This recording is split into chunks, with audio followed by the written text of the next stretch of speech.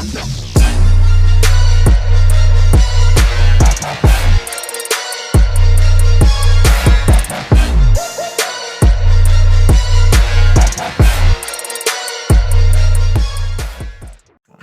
is good, YouTube? It's your boy Show. Welcome back to Squares. Today we're gonna be looking at this square for anime, and it's basically choosing who's the strongest, who's like the strongest, who would win in a fight if these guys were to fight. Now, obviously, this is all subjective. This is a new series I want to do. I wanted to do these little pictures that you see popping up all over on social media, and just kind of discuss it, man. See, give my thoughts. It's gonna be more of a chill discussion type video. Feel free to disagree with me in the comments. You definitely will, so that's not really an issue there, but man, let's go ahead and jump into it. It's gonna be, we not trying to do a long intro. All right, so first of all, we got Jin Mori from God of High School. I think, me personally, he would be my favorite to win this if I knew about him a lot. I mean, I've heard a lot about his stats and stuff, and he's really ridiculously OP. But unfortunately, as a human, man, I can't know every anime and manga in the actual universe, so I don't really know his true power. I can only go off the anime, and the anime is pretty powerful, but not nowhere near to where some of these legends and giants are. So he'll probably be the first to go. Then we got Captain Yamamoto, the god himself, the fireman, the fire lake, fire commander. You know what I'm saying? Just kind of a fire guy in general. He is ridiculously strong. I will get into powers and abilities later on, and then probably weaknesses in third round. We'll eliminate 2 people per turn. So Jin Mori is already out because I don't know too much about him. We got Luffy, Joy Boy himself, the power of hope in anime, the power of the manga, the mangaka, the artist, whatever you want him to be. We got Madara, Sage of Six Paths, the man behind the man. You know what I'm saying? We got in the middle right here. I'm pretty sure a lot of you guys do not know who this is. This is actually Shinra from Fire Force. Now, I don't know if the anime will actually catch up to this, but the manga was actually a very exciting ride. I had the fun way through all the way. I got a video on Fire Force coming out. It's actually going to be not necessarily a positive video. It's going to be talking about one of the aspects of Fire Force that irritates me the most. But I love Fire Force as an anime and a manga, but as the fan service is basically what I'm talking about in that video. Now, Shinra Bansho, I believe his name is. I read the manga. I know his abilities. We'll get into that a little bit later. But cool character. We got One Punch Man. Obviously, he should win this list. I mean, let's be honest. Whether you're a Goku fan, whether you feel like Goku can beat him, whether you feel like Saitama is just invincible or can really knock anybody out in one punch, then, you know what I'm saying? Obviously, but people keep adding them on lists. They didn't even put Goku on the list, who can actually be defeated. They put somebody that is a joke character that supposedly wins. So I'm kind of like, I'm a little iffy about that. But we're going to treat him as if Goku was able to fight him without getting exploded one punch. We're going to kind of like give him Goku's power scaling, I guess, just to try to make this list a little bit more entertaining. All right, then we got Rimuru. This is the slime out boss himself, slimed out. He can basically transform his shape. He has a lot of different abilities. He's very smart. Dude is like, I believe what the system is called, but he can basically absorb people and take their knowledge and powers and abilities if he eats them. Then we got who I believe to be Anos Voldigold, which is a guy from the Demon anime. He's the Demon King. He can kill people with heartbeats and stuff. It's actually OP. But he's very ridiculously OP, but it's more of a comedy anime. Like, to me, it's more of a comedy anime. It's obviously got some action and stuff in there, but it's very funny. He's very OP. I think that's him. They all the little isekai fantasy protagonists always look like Kirito, so I could never really be sure. Then we got Asta, man, the demon himself. Asta mixed with his demon powers, mixed with anti-magic. And yes, as you probably have guessed, Asta will be the second one to go this round. Honestly, Jin Mori, I don't know too much about him. Asta, I do know a lot about him. I read the manga. He's actually very powerful in the manga, but I'm doing based on what these pictures look like is what I'm trying to get at. You know, so I'm gonna try to base it off of that, at least, you know, from what I see at this particular part. They obviously chose to have Shinra Bansho manga's form, so I'm a little curious about that. And as far as Asta, he's stronger in the manga. Obviously, he got more stronger, but I just don't think he can be able to bang with these people. So, man, we'll move on to powers, abilities, and all that stuff. So first of all, we got Captain Yamamoto. He has the power of directions. He can know where to go anywhere in the world. You know, his abilities are north, west, south, and east.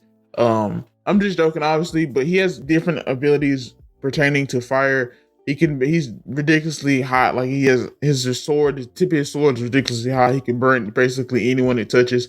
If he touches you with it, you're pretty much gone. You're incinerated. You don't exist anymore. he can actually raise skeletons from the dead that are like ridiculously creepy, which is kind of ridiculous if I'm being honest. He just has a lot of OP fire abilities, and it's kind of like, well, how do you beat this man? Like, bro, you melting even getting next to him, first of all. So then we got Luffy. He has the power of God and anime on his side. Basically, if he needs to be stronger, he can be stronger. I'm not saying it's that OP. Honestly, it's not the most, to me, it's probably not the most broken devil fruit in the entire world, but it's definitely up there. He can do some ridiculous stuff, and this power has catapulted him to being one of the strongest in One Piece. I mean, obviously he was already one of the strongest, but this just solidified his reign as one of the strongest in One Piece. But I'll get to him in the third round because he will be making this round because I like Luffy. Why I feel like he's not gonna win the whole bracket, but Madara, who is next, has the power of Limbo. He has the power of the Sage Six Path, which if you watch Naruto include a lot. You know, he can do a lot of ninjutsu. He can absorb jutsu, which is a little bit weird because, like I said, if we can't give Asta his ability to negate powers and negate, you know, he negates magic, but a lot of these people on the list don't use jutsu, so that power wouldn't be too much. But he does have the little chakra, the black chakra balls and stuff. He's ridiculously fast. He has a beam that is faster than light. You know what I'm saying? Like, so he has just a lot of ridiculous abilities. And he also has the Ten Tails, which is a giant beast of power. Shinra Bancho. His abilities are a little bit hard to quantify because when we seen him in the manga, he did a certain thing, and I won't get to that to the end of the video because it's major spoilers for the end of Fire Force. He did a certain thing.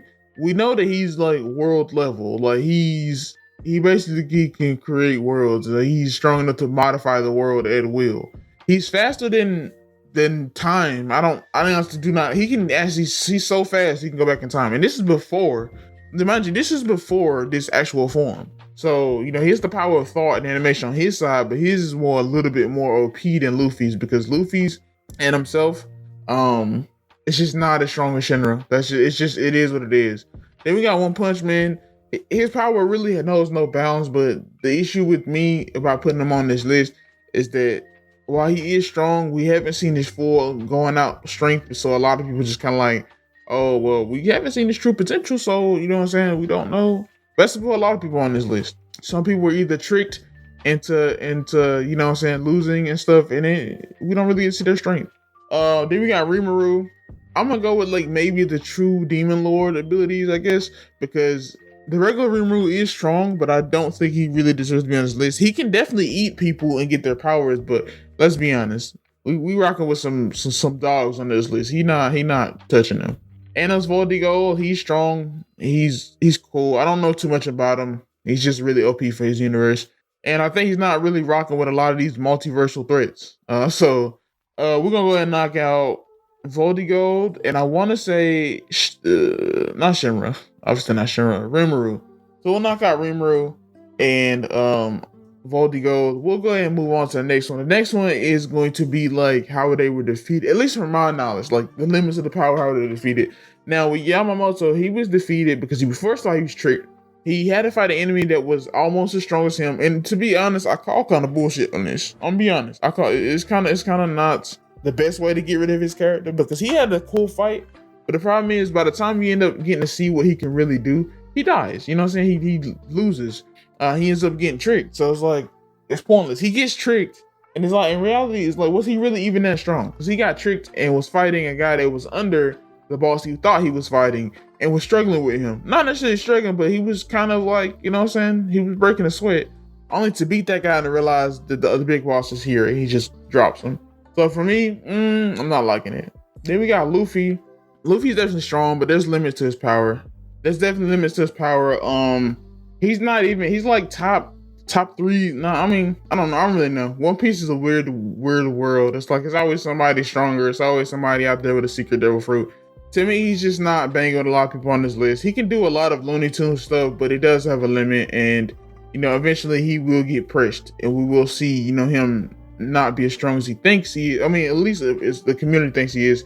Gear 5 is very controversial. Honestly, people do not like to power up a lot. So I'm curious to see what he does in the future, but right now he's not begging on this list. Not really. Not when there's a better version of his power on this list. Then we got Madara. Madara is an interesting one on this list because with Madara, the way he was defeated was he was tricked again, like Yamamoto. very similar to Yamamoto. We don't see him. We hear about him. They tease him. We don't really see him fight until the very end of the actual anime, and we get a lot of it, and it's good. But then he gets tricked and gets captured by Zetsu, and it's kind of like ruins his character in a way. Like honestly, that in itself ruined it for me so much because I'm like, that makes no sense. If I'm being truthful, it makes literally no sense. It doesn't. It just felt very pointless to get rid of him, to be honest. So we really never see him go full out, but he does have the complete power of the 10 tails, so that's really OD, really powerful. So off rip. Now I was gonna say this for like the end of this round, that gives everybody powers, but I'm looking at this list and I'm kind of like, yeah, these people cannot bang. I'm gonna go ahead and knock out a couple. I'm gonna knock out Luffy because I feel like his potential is untapped. Obviously, he has ridiculous powers, and it's weird to put him there because he can, like, let's say he can turn. You know what I'm saying? Like he just do weird stuff. You know what I'm saying? His power is really interesting, but at the same time, it's like it can't be beat. You know what I'm saying? Like One Punch Man is designed not to be beat. Shinra is designed to be basically Luffy, but better. You know what I'm saying? To be able to ability to create stuff, but on a grander scale. You know what I'm saying? So it's like he's just outclassed in this list. Honestly, it's funny because if he would have fight like Yamamoto, could he do something crazy like turn Yamamoto's Bankai into like a fish or something? You know what I'm saying? Like he could do something crazy, but I'm knocking both of them out, to be honest, because Yamamoto was very strong. He's very powerful. His heat is ridiculous, but against Shinra, he's doing nothing because Shinra is based off fire and basically a god at this point. Against One Punch Man, he's getting destroyed. Madara himself also getting knocked out, and I don't know if I did knock out Anos. I would say everybody else should be knocked out. But the real fight between these two is the strongest. Like these two are the strongest. Luffy is definitely strong, but he's just not there yet for me. Yamamoto he's comically strong. He's just ridiculously strong. But in the same breath, while he is ridiculously strong, he doesn't really do much in the anime for me to see it. Same with Madara. So if all three of them knocked out for me, let's talk about the real battle between Shinra Mancho and One Punch Man. Now, obviously, One Punch Man is going to win. Like, he's going to win, but he's not. Because I'm going to pick Shinra because it's so weird. Because like I said, obviously, a lot of times in this video, picking One Punch Man or you know, say people that are made like parody characters. He's made to literally knock out somebody in one punch. But Shinra is also able to make worlds. So slight spoiler alert for the end of Fire Force. I've kind of spoiled a couple things already, but he basically makes the Soul Eater franchise. He basically makes the world for Soul Eater. He changes his world in the end and makes that world of Soul Eater. And that's how that anime begins. So it's like his actual anime predates Soul Eater. It basically is Soul Eater. He is the god of Soul Eater universe. He made it. He created it. He took it from his world and changed it and flipped it.